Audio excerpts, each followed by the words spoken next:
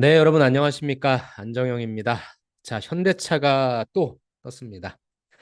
아, 제가 상반기 때는 면접 영상만 좀 올려드렸는데, 하반기 때는 자기소개서 영상. 그러니까 제가 작년도 상반기 때 자기소개서 영상을 올리고, 한 1년 정도 지나서 다시 한번 올려드립니다. 그래서 보시는 것처럼 현대차 모빌리티 기술 인력 채용이고요. 기간이 짧습니다. 수요일부터 화요일까지 해서 일주일 정도 좋네요. 그래서 여러분은 이쪽 자동차 생산 쪽에 지원하시는 분들이니까 빨리 한번 어떻게 쓰면 좋을지 알아보도록 하겠습니다. 일단 현대차 실적 좀 보고 갈까요? 어느 정도의 매출을 하는 회사냐면 100조가 넘습니다. 3개년치를 보는 거라고 말씀드렸죠. 21년도 때 117조, 그 다음에 142조, 작년에 162조. 이 단일 매출로 100조를 넘어가는 회사는 우리나라의 삼성전자와 현대차밖에 없습니다.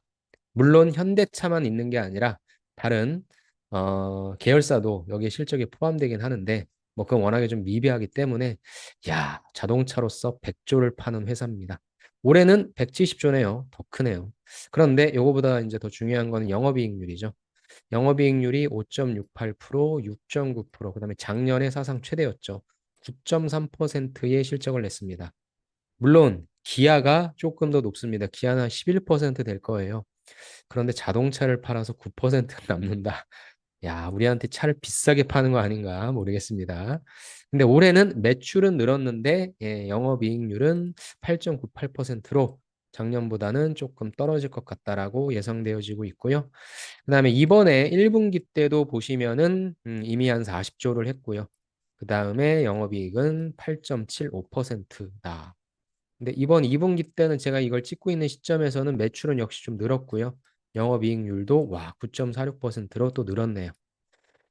자, 좋습니다. 어찌됐건 계속적으로 우상향하고 있는 기업이고 뭐 최근에 주가도 사상 최고 치를 경신했죠. 아무튼 뭐 모빌리티 하면은 앞으로 뭐 미래에 있어서 없어서는 안 될 가장 중요한 산업 중에 하나이기 때문에 여러분이 이 차를 이 모빌리티를 만드는 것이기에 아 좋겠습니다, 여러분. 자, 아무튼 이러한 규모의 회사구나라고 좀 파악을 해주시면 좋을 것 같고요. 요거는 제가 딱 그 준비하는데 요 기사가 떴더라고요. 올해 현대차 신입이 1억을 받는다. 근데 뭐 말도 안 돼. 뭐 실제 연봉을 얼마나 받는지는 뭐 받아보시는 분들만 알겠죠. 근데 이제 기사에 나온 거는 이게 생산직 분들은 아닙니다. 대졸 사원분들인데 이분들 이것도 하고 저것도 하고 한마디로 영혼까지 끌어모았더니 세상에 사원 1년차가 9,400, 대리 1년차가 1억, 과장 1년차가 1억 4천. 많이 주네요. 예. 뭐 요즘에는 유튜브 보면은 뭐 1억을 못 벌면은 뭐 사람도 아닌 것 같은 근로자도 아닌 것 같은 뭐 이러한 이상한 분위기를 형성하긴 하는데 실제로 벌어보신 분들은 아시죠? 1억을 받는다는 것이 얼마나 힘든 일인가. 신입사원으로 들어가는데 9,400을 받는다. 야, 이런 기업 있으면 진짜 맨날 맨날 절하면서 다니겠습니다. 아무튼 이게 생산직 분들의 급여 테이블은 아니지만 실제 생산직 분들이 얼마를 받는지는 저는 알고 있습니다. 현직자분들이 좀 계시니까. 근데 뭐 여기까지는 아니지만 이제 얼마만큼의 잔업을 하느냐에 따라 달리긴 하지만 결코 야, 이건 너무 낮다. 이거 대비 그런 숫자는 아니니까 당연히 지원을 하셔야 되고 신문 기사도 나왔죠. 킹산직이라고 해서. 그래서 이 내용은 제가 그 취업 뉴스 다시 한번 뭐 해석하기 위해서 올려드렸었는데 그걸 좀 보시면은 26년도까지 이 생산직을 계속 뽑는다라고 하는 그래도 긍정적인 기사가 있더라고요. 그래서 일단 24년도 때 도전해 보시고 안 되면 25년, 26년 이때까지 계속 뽑아준다라고 하니까 계속 즐거운 마음으로 도전해 보시기 바랍니다. 자, 이건 이제 저도 실제 로그인을 해가지고 이제 어떻게 뽑나 뭐가 바뀌었나 봤는데 바뀐 게 없습니다. 그래서 일단 자동차 생산직이 무엇인지에 대해서 나뉘어져 있고요. 아마 여러분들이 이거는 선택하셔야 될 거예요. 직접 생산 부분이 있고 간접 생산 부분이 있습니다. 그래서 제가 이제 같이 한 분들, 작년부터 같이 한 분들을 좀 보면은 보통 이제 특별한 경험이 없으시거나 경력이 없으신 분들은 완성차 생산 쪽으로 좀 많이 진행을 하시고 실제 생산직 쪽에서 근무를 하신 분들은 간접 생산 부분으로서 본인이 하셨던 쪽으로 포커싱을 맞춰서 지원하시는 경우가 많았습니다. 그래서 전혀 경험이 없다 하더라도 지원할 수 있는 쪽이 있기 때문에 이건 여러분의 현재 상황에 맞게 선택하셔서 지원하시면 좋을 것 같습니다. 그리고 여기에 보면은 보통 이제 자동차를 4대 공정이라고 하죠. 프레스, 차체, 도장, 의장이라고 해서 이런 내용들은 여러분들이 유튜브를 찾아보시면 어떤 제작 공정인지에 대해서 다 영상으로 나와 있습니다. 뭐 현대차, 기아가 좀 잘 나와 있는 것 같고요. 아니면은 뭐 독일 브랜드들이 올려놓은 영상들도 있으니까 그거 보시면 되고, 보통 경험이 없으시다라고 하면 제일 많이 가는 쪽이 의장이죠, 의장. 예, 의장 쪽을 아마 제일 많이 지원하실 것 같습니다. 뭐 조립이다라고 보시면 될 것 같고요. 파워트레인 시트 쪽, 요쪽은 그렇게 많지는 않았어요. 저는 거의 다 경험이 없으신 분들은 의장 쪽으로 가셨고, 뭐 간혹 가다가 뭐 도장이나 이런 쪽에 있었습니다. 그 다음에 아까 말씀드린 것처럼 나는 생산 쪽에 있어서 지금 몸담고 있다 하시는 분들은 기계, 설비죠. 그 다음에 생산관리. 이 부분은, 만약에 뭐 산업공학과다 아니면 생산관리 업무를 하시는 분들이다라고 하면 이쪽을 지원하셔도 되는데 생산관리 쪽도 저는 별로 없었고요. 제일 많았던 게 이제 설비와 품질이었습니다. 그래서 이쪽은 경력이 조금 있으신 분들이 써주시면 어떨까 싶고요. 제 생각에는 경험이 없으신 분들은 완성차 생산 공정을 지원하시되 보통 의장 쪽을 많이 지원하신다. 참고해 주시기 바랍니다. 필수 요건은 없죠. 일단 고졸 이상이면 되고 해외여행 결격 사유 없으면 되고요. 남성이신 분 경우에는 병역 마치거나 면제되신 분, 그 다음에 입사 가능한 분이죠. 우대 요건 이게 중요하죠. 결국에는 현대차를 가기 위해서는 요 국가기술 자격증, 요 부분은 제가 자기소개서 1번에다가 좀 넣어놨으니까 그 부분을 내가 따고 들어갈 거냐, 아니면 있으신 분들은 그 부분들을 어떻게 어필할 거냐, 이런 관점으로 좀 생각해 주시면 좋을 것 같습니다. 그래서 서류에서 워낙에 많은 분들이 지원하기 때문에 저는 이 우대 요건, 즉 정량적인 어떠한 스펙, 여기에서 계량화된 어떤 점수로 좀 떨어뜨리지 않나, 이런 생각을 좀 합니다.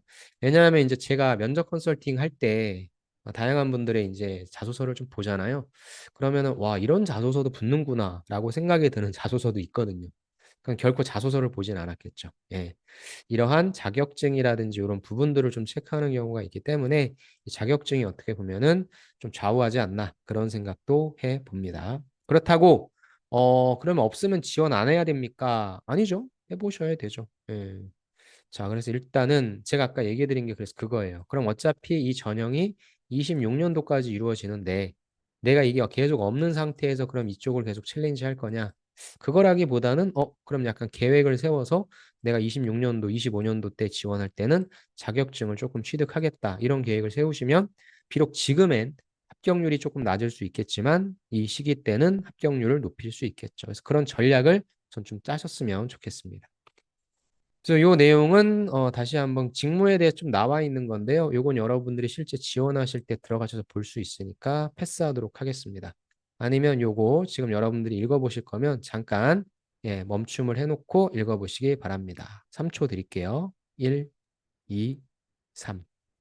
자, 그 다음 내용입니다. 조금은 쉽게 나왔죠. 프레스, 그 다음에 차체, 그 다음에 도장, 그 다음에 의장이다라고 하는 부분.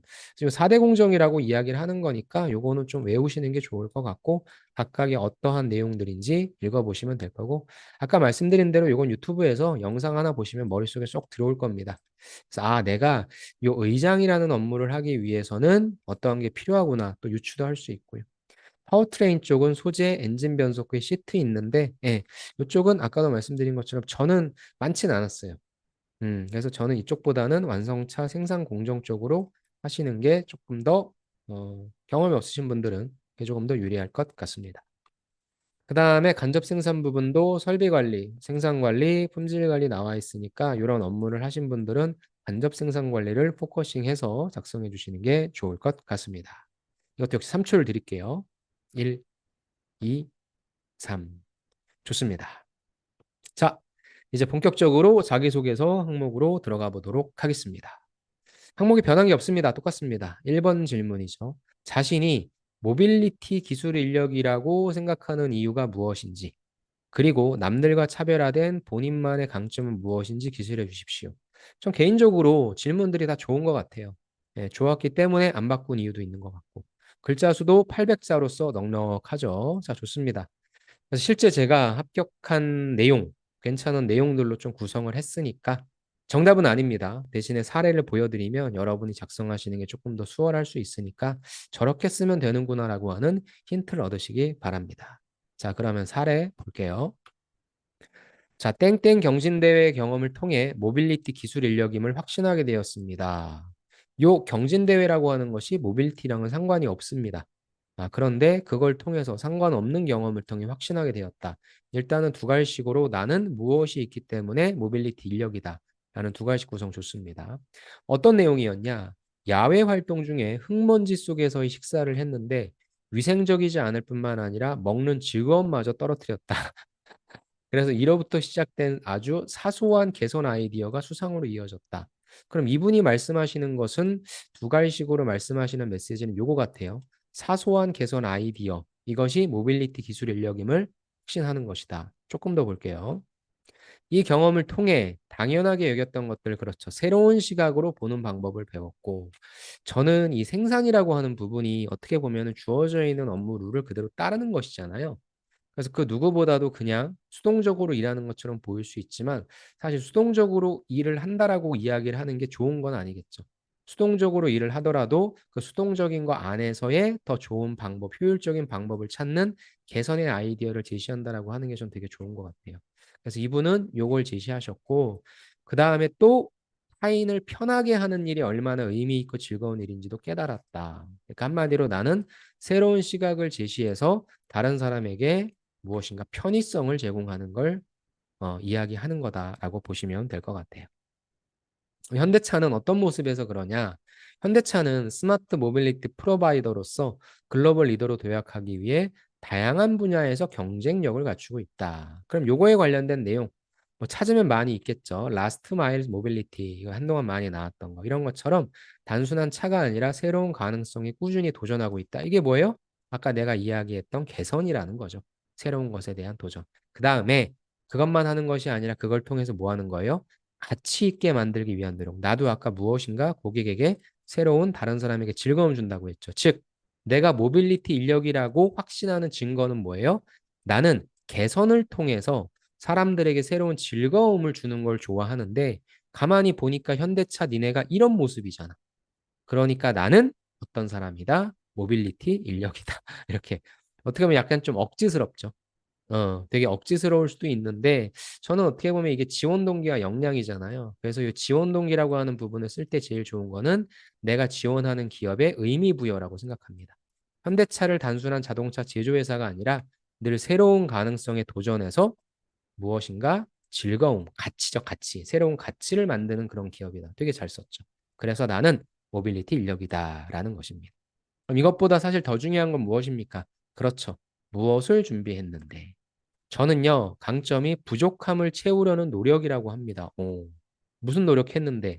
이분은 문과생이었습니다.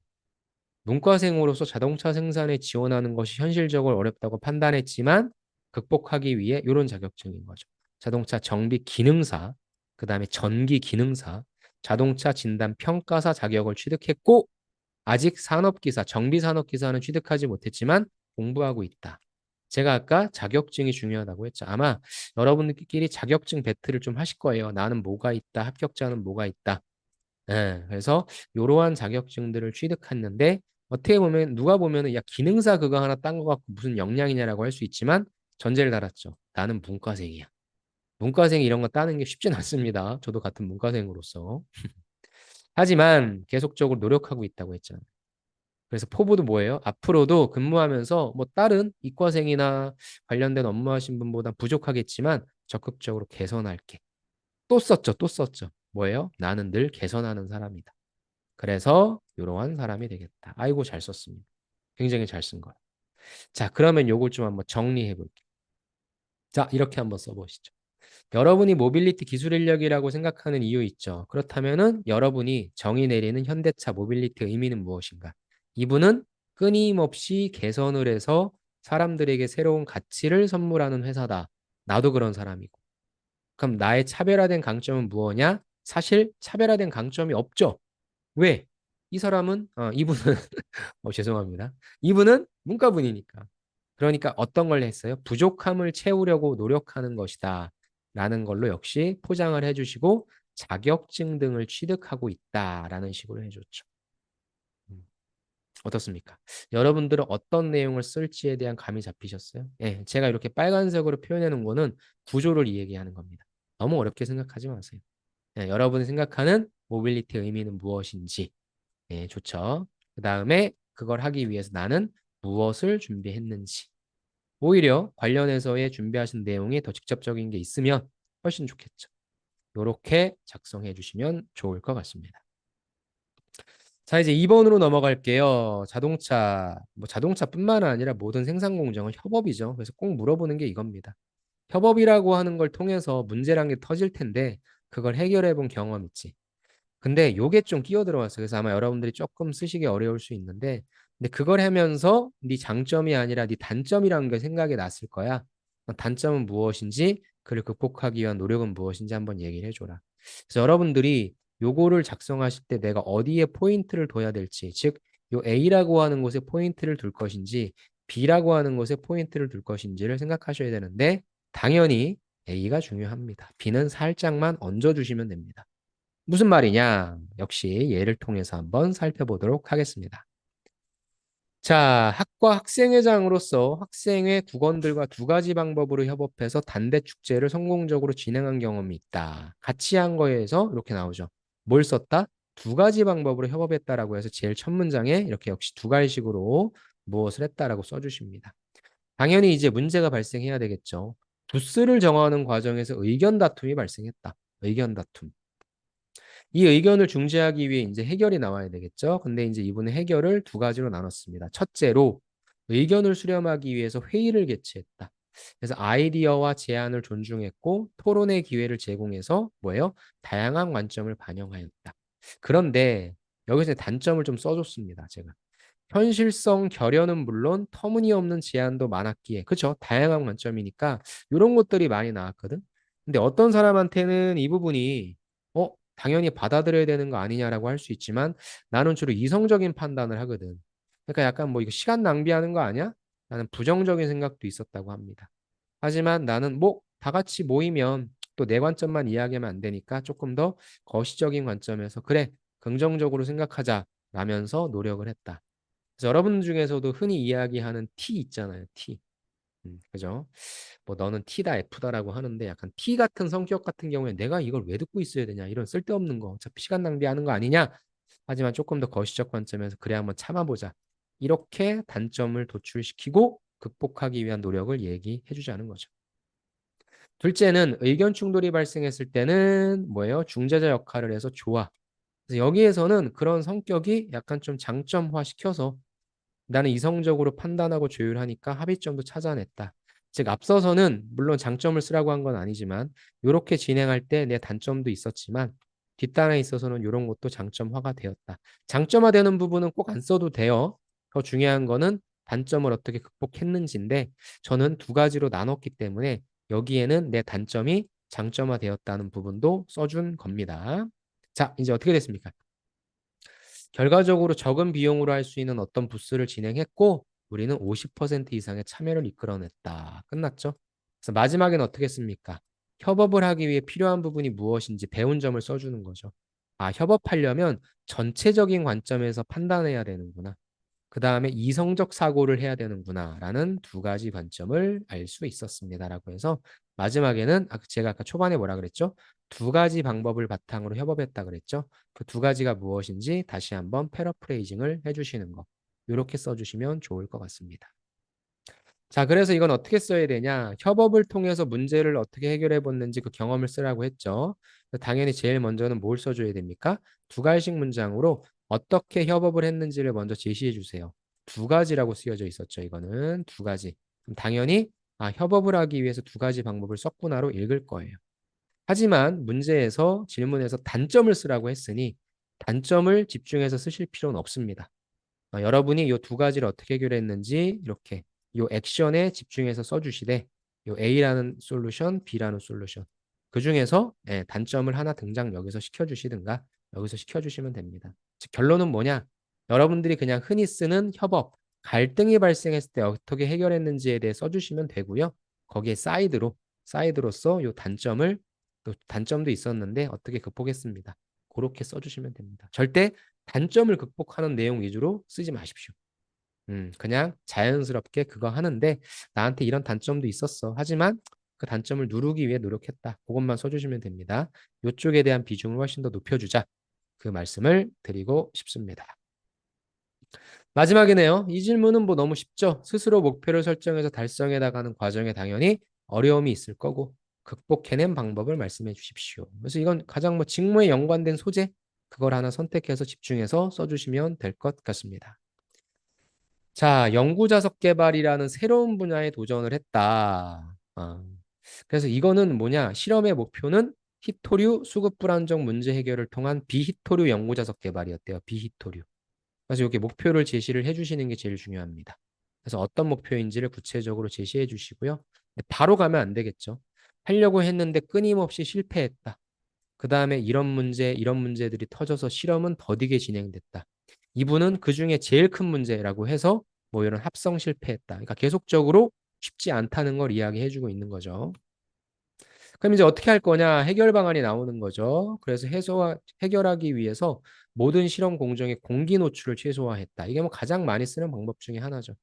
그래서 합성률이 감소는 했는데, 어, 해결되는 줄 알았는데 난이도가 높아지더라. 그래서 안 되겠다. 그래서 나는 이걸 통해 또 해결하기 위해 분업화 이걸 통해서 실험 기간들도 비교했다라고 합니다. 그랬더니 실험 기간이 5일에서 3일로 단축을 했다. 또한 산화 방지 시스템 요걸 통해서 합성 비율을 3%에서 6%로 달성했다. 한마디로 나는 요 연구 자석을 개발하는 데 있어서 산화 방지라고 하는 하나의 방법론. 그 다음에 업무 분업화를 했더니 시간도 2일 단축했고, 그 다음에 합성도 100% 증가를 달성했다. 그러니까 뭐예요? 그냥 여러분들이 성공하셨던 경험인데, 요게 중요하죠. 요게 중요하죠. 그냥 열심히 해서 됐다가 아니라 약간 무엇인가가 어려웠고 실패했다라고 하는 이 어려운 내용을 중간에 넣어주시기만 하면 된다는 겁니다. 그렇게 해서 결국에 해결했고 결과값. 그래서 나는 뭐 몇 등 했다, 어떤 상 수상 받았다라는 거죠. 이제 마지막에 나와야 되겠죠. 그럼 이 경험을 통해 뭘 얘기하고 싶니? 나는 품질 직무 갈 거거든. 간접 생산에. 근데 그거 갈 건데 품질 직무 그때 어떤 문제가 있어도 방치하지 않고 요거죠. 나는 가장 효율적인 방법. 효율적이란 게 뭐예요? 최소 비용의 최대 효과거든요. 해결 방안을 찾아내야 되는 건 당연한 거고요. 다른 남들보다 더 빠르게, 그 다음에 남들보다 더 정확하게의 효율적인 방법으로서 문제 해결하겠다. 이런 사람 되겠다. 그래서 앞에 뭘 제시한 거예요? 그쵸? 시간을 단축했다. 그리고 100%니까. 그죠? 100%는 누구나 다 할 수는 있어. 근데 나는 남들보다 더 빨리 할 수 있다. 이게 효율성이거든요. 그래서 품질 직무에서 가장 중요한 효율적 문제 해결. 이 부분을 어필한 내용입니다. 그래서 직무에 관련된 내용, 가장 직접적인 관련된 내용을 여기에다가 서술해 주시면 좋을 것 같습니다. 자, 그래서 이 내용은 스스로 목표를 설정해서 달성해 나가는 과정이니까 목표가 무엇인지 구체적으로 제시해 주세요. 무엇인지 가장 구체적으로 제시할 수 있는 방법은 숫자를 넣는 겁니다. 뭐 언제까지 하기로 했다, 몇 퍼센트를 하기로 했다. 그 다음에 겪은 어려움과 극복해낸 방법이니까, 그쵸. 고군분투했다, 실패했다, 이런 거. 하지만 성공을 했다. 그 다음 마지막 배운 점까지 써주시면 됩니다. 결코 어렵지 않은 항목. 그래서 이렇게 써주시면 좋을 것 같습니다. 자, 어떠세요, 여러분? 항목이 결코 어렵진 않고요. 뭐 2,400자밖에 되지 않기 때문에 글자 수를 너무 터무니없이 적게 작성하지 마십시오. 일단은 800자를 꽉꽉 채우시면 좋을 것 같고 글자 수가 오히려 모자르다고 느끼실 정도로 구체적으로 쓸 수밖에 없을 겁니다. 소재 선택은 여러분에게 있어서 가장 어떤 문제를 해결했던 소재, 그런 소재로 좀 선택해 주시면 좋을 것 같고 1번, 2번, 3번에 각각의 제가 가이드를 드렸으니까 어떻게 작성하면 좋을지 한번 잘 고민해 보시기 바랍니다. 자, 그리고 이거는 제가 작년도에 올렸던 내용인데요. 여러분이 좀 많이 좋아해 주셨어요. 그래서 여기에도 제가 사례들을 올려드렸는데 뭐 어느 게 좋다? 이런 건 아니지만 혹시나 조금 더 부족하다고 생각하시는 분들은 이 내용을 또 보셔도 좋을 것 같습니다. 자, 아무튼 여러분 또 굉장히 좋은 기회가 열렸으니까 한번 좀 잘 도전해 보시면 좋을 것 같고 혹시나 문의사항이나 이런 것들이 있으면 제 카톡 주소, 그다음에 제 블로그 주소 남겨놓을 테니까 그거 보시고 질문해 주셔도 좋을 것 같습니다. 자, 여러분 잘 작성해 보시고 아마 이번 주말이 좀 전쟁이 될 것 같네요. 저도 좀 바빠질 것 같긴 한데 아무튼 잘 작성하셔서 꼭 합격하시길 바라겠습니다. 네, 여러분의 합격을 진심으로 응원하며 제 영상은 여기서 마치겠습니다. 감사합니다.